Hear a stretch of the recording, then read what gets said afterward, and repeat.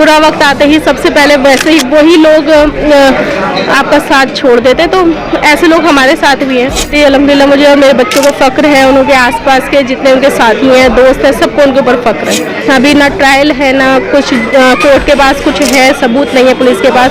झूठे इल्ज़ामात को लेकर 3 साल निकाल दिए, एक के बाद एक 3 केस लगा के। उनको मैंने नमाज़ों में रोते हुए भी देखा था, चाहे वो किसी की मॉब लिंचिंग हुई हो, या नजीब गायब हुआ, या फिर आसाम में एनआरसी हुआ, वहाँ जाके जब वो लौट के वापस आए वहाँ के लोगों के हालात देखकर।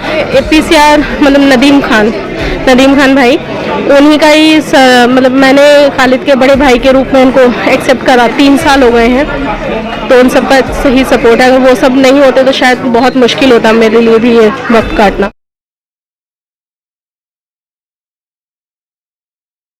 हमारे साथ खालिद सैफ़ी साहब की वाइफ हैं, जिन लोगों को गिरफ़्तार किया था दिल्ली दंगों के बाद, उसमें खालिद सैफ़ी साहब भी हैं।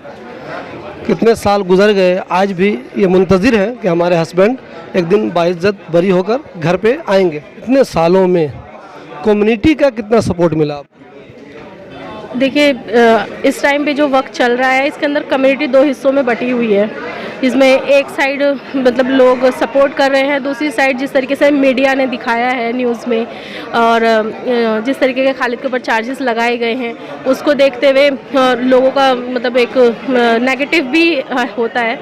पर अल्हम्दुलिल्लाह जो सभी साथी हैं और जो जानने वाले हैं, उन सब का सपोर्ट है, और जो लोग खालिद को जानते हैं, पर्सनली भी जानते हैं, तो वो सब लोगों का अच्छे से सपोर्ट है। 3 साल हो गए हैं, तो उन सब का सही सपोर्ट है। अगर वो सब नहीं होते तो शायद बहुत मुश्किल होता मेरे लिए भी ये वक्त काटना। इस दौरान APCR का कितना साथ मिला आपको?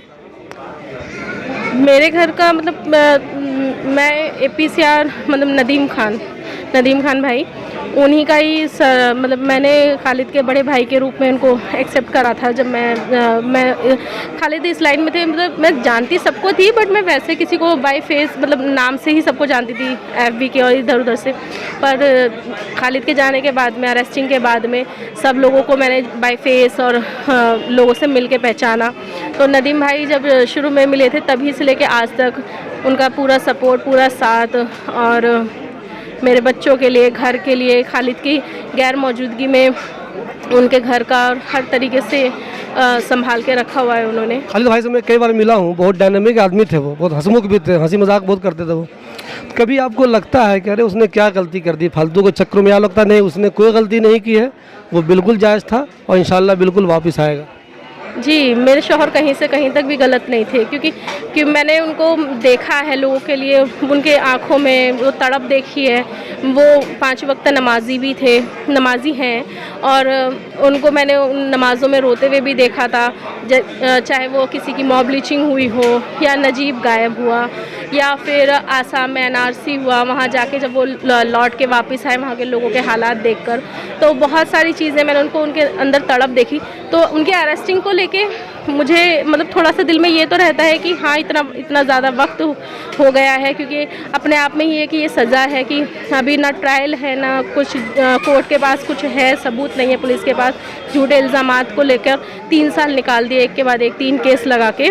तो मुझे बिल्कुल भी मतलब शर्मिंदगी नहीं होती। अल्हम्दुलिल्लाह मुझे और मेरे बच्चों को फ़ख्र है, उनके आसपास के जितने उनके साथी हैं, दोस्त हैं, सबको उनके ऊपर फ़ख्र है। वकील हैं आपके, या फिर जो कम्युनिटी के लोग हैं आपके, आपने कहा कि एक तो वो लोग हैं जो हमारे साथ बहुत अच्छे से लगे हुए हैं, तो क्या आपके ख़ानदान में भी कुछ लोग ऐसे हैं जिन्होंने ऐसे नाजुक मौके पे आपका साथ नहीं दिया और आप ही लोगों पे शक किया, खालिद साहब पे शक किया? शक का तो मुझे नहीं पता, पर हर जगह कुछ ना कुछ ऐसे लोग तो होते ही हैं जो अच्छे के वक्त में सिर्फ अच्छे के टाइम पर ही साथ देते हैं और साथ होते हैं, और बुरा वक्त आते ही सबसे पहले वैसे ही वही लोग आपका साथ छोड़ देते हैं। तो ऐसे लोग हमारे साथ भी हैं, और मुझे इस बात पर भी पूरा यकीन है कि जब खालिद आएंगे तो वो लोग फिर से उसी तरीके से ही आएंगे, क्योंकि ऐसे लोगों का कोई मतलब मेरे हिसाब से कोई दिन ईमान नहीं होता, वो जब मर्जी पलट सकते हैं। जी, ये बताइए, ऐसे कई गैर मुस्लिम हैं, गैर मुस्लिम तंजीमें हैं, गैर मुस्लिम वकील हैं जो खालिद भाई के साथ भी हैं, आपके दूसरे लोगों के साथ भी हैं, जो नौजवान मुसलमान कहीं गिरफ्तार हो जाते हैं, इलीगली उनको अरेस्ट कर लिया जाता है, इनका वो लोग बहुत साथ देते हैं। ऐसे लोगों के बारे में आप क्या कहेंगे? मैं सबके बारे में तो नहीं जानती, मैं आपको एक छोटा सा इंसिडेंस बताती हूँ। मेरी ज़िंदगी मतलब सिक्के के दूसरे पहलू की तरह एकदम से बदली थी। मैं एक हाउस वाइफ हूँ, घर में रहने वाली। मैं खालिद के किसी भी बाहर के कामों से मैं किसी चीज़ को भी नहीं जानती थी। खालिद कहाँ जाते हैं, क्या करते हैं, मैं नहीं, सब बस ये था कि हाँ भाई अच्छे कामों में लगे हुए। जब खालिद की अरेस्टिंग हुई तो मेरे पास खालिद मेरे लिए दोस्त भी हैं, हस्बैंड तो है ही हैं, दोस्त हैं, फैमिली, मतलब सब कुछ वही है। मैं उनसे सारी बातें शेयर करना, जब वो चले गए तो मेरे पास कोई नहीं बचा था, मैं एक अकेली पड़ गई थी। तो मुझे खालिद की एक दोस्त कह लो और छोटी बहन है तमन्ना पंकज, वो मिली, उनसे मेरी बात शुरू हुई। तो उन्होंने जो मेरा साथ दिया था, मतलब मुझे हमने बहुत देर तक बातें करी। उसने मेरे मतलब मुझे डिप्रेशन में ना जाने, मतलब एक होता है ना कि इंसान अकेला पड़ जाता है तो डिप्रेशन हो जाता है, एंजाइटी होती है। तो उसने उस वक्त में, जब शुरुआत में कोई भी मेरे पास नहीं था, तो तब उसने मेरा साथ दिया। तो ऐसा नहीं है कि आप हर चीज़ को नेगेटिव नहीं सोच सकते।